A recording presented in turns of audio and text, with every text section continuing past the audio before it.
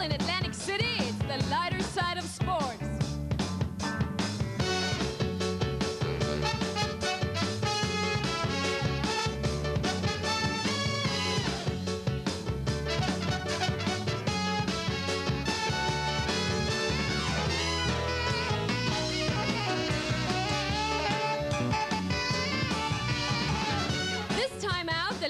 Gets personal with a kissing bandit, gets smart with the world's brightest boxer, rates the top-ranked blooper vault, and jubilates with Nick and the Nice Guys. And now, please welcome the host of our show, your role model and mine, lovely Lyle Alzado.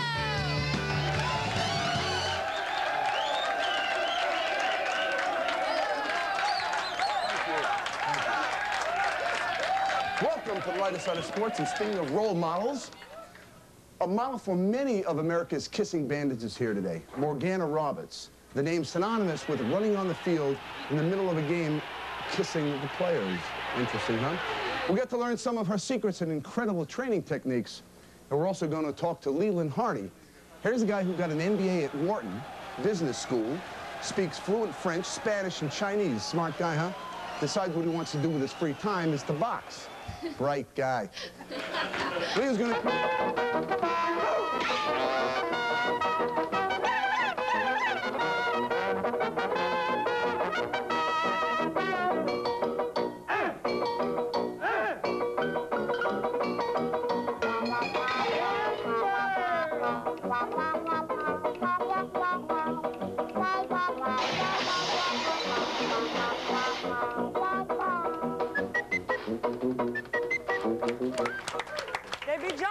Thank you, guys. Hi, everybody. I'm here with Morgana, and it's time to meet our next guest. In the pinstripe suit, very well dressed, very handsome, very bright. With a Wharton MBA and a record of 6-2-1, the Wall Street Warrior, Leland Hardy.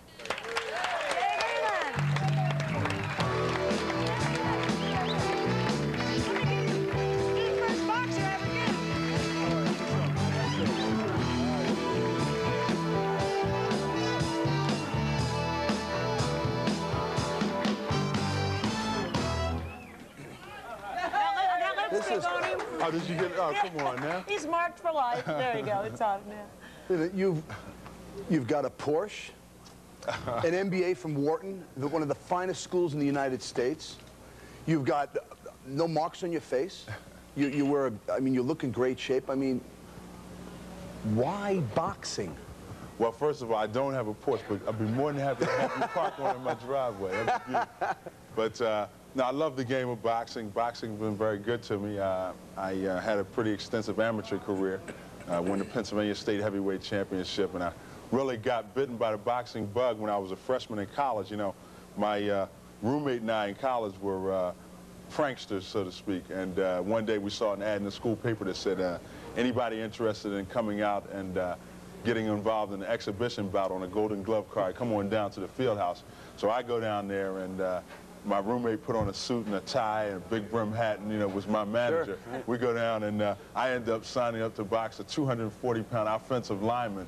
Never been in a ring in my life. We don't like those offensive linemen, do it. So anyway, I had a chance to put the gloves on for the first time and did great against the guy, and was caught by the bug.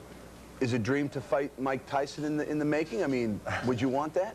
Right now, I'm moving along pretty steadily. I had a fight that most boxing critics have called Fight of the Year, certainly in New York, and many are calling for it to be Fight of the Year worldwide against Ike Padilla in Madison Square Garden. I know. It really focused a lot of attention on me. And certainly you have guys who are great fighters like Ray Mercer, who's getting a lot of attention, Tommy the Duke Morrison, and Riddick Bowe, and these guys. Mike Tyson. Mike Tyson. Hey, get through a few of those guys. I'd love to get Mike, but with one caveat in the contract, and that's that Mike allowed my firm, Bear Stearns, to invest all of his money and handle his portfolio. Always the businessman. As a boxer and as this obviously very intelligent man, you speak a number of languages. When you're in the ring, if you're fighting against a Spanish fighter, or, I mean, do you speak their language? And, I mean, do you try and... I traveled with Muhammad Ali throughout China on a recent goodwill mission. I was his interpreter. I studied in China and studied here in the States and so on. So I have been known to nibble and mumble in the ear of an opponent in Mandarin and try to get them confused, then throw the right uppercut and get them out of there. How would you say I'd hit you so hard I'd knock your village out? I mean, I'd knock your village into tomorrow or something. I mean, is it in Chinese? 下一次我们打拳，我要打赢了。 All right, huh? Can you tell our Chinese viewers we'll be back in a moment? 请你们等一下，我们再来。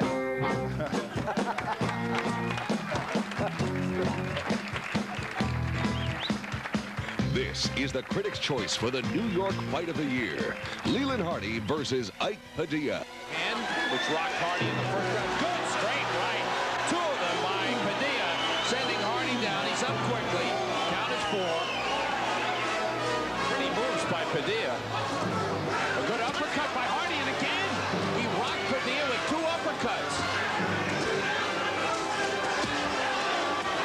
And Padilla comes in with a couple of left hands, and Hardy lands the right. Combination by Padilla. Hardy in trouble once again. That uppercut got in. One thing Hardy doesn't like is courage, I'll tell you that. Oh, and he comes back with a good uppercut. And a left hand landed. And Padilla's a little shaky. And a good right hand by Hardy. Padilla's hurt. Padilla's mouth wide open. He's rocked by a left hook.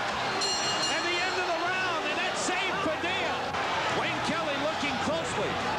Padilla getting tagged with almost every punch that Hardy throws. On a right hand sends Hardy down. Unbelievable. Doesn't have a leg under him. I don't know that Padilla does either. The jab scores for Hardy. Just missed, and that almost knocked Padilla down. He does. He goes down from an uppercut, and it's over. Wayne Kelly stops the fight. Well, there's one for the book, Sam. That was a great heavyweight fight. No question about it. Welcome back. We're here at the Trop in Atlantic City, and of course I'm with Morgan and the world's smartest boxer, Leland Hardy. And Leland, you have 2 commercials out. Why don't you tell everybody about it? Well, you might know one of the very popular basketball shoe commercials I had where I talk about the playground legend, Lamar Mundane. Right. You talk about playground legends, you got to bring up a guy named Lamar Mundane. I've seen him just rain jump shots on people, 4, 5, 6 shots in a row. People just started calling me Money. When he shot, it was money in the bank. He come down and shoot a 15-footer, everybody on the side be hollering, lay up. It's tough. But when a 35-footer come raining out the sky, it'll wire you up. Future plans, President of the United States, heavyweight champion of the world, movie star? Not quite. One of the things I like to do is always try to reach back in the community, do some things for youth. And Morgana happens to be wearing, if you want to call it that, a T-shirt which tries to show the importance of having your education along with the athletics and letting the education actually be more important. Trying to show the importance. You're stretching the idea. About as far as you can here, folks. Obviously, Morgana emphasizes the education as well as the T-shirt. That's right. Certainly. Is this shirt, man? I modeled it for you, Leland. Do I get to keep it? That one, I think we can work something out. But that one might have to go in a come on Hall up of here, Fame. Steve, and let's say goodnight to our guest. Here's our honey. Ladies and gentlemen, the beautiful Steve. Thank you so much. Morgana, Leland, thank you for being on the show. Thank you. It's a pleasure. A pleasure to be here. Thanks a lot, Lyle. See you next time from the lighter side of sports. Good night.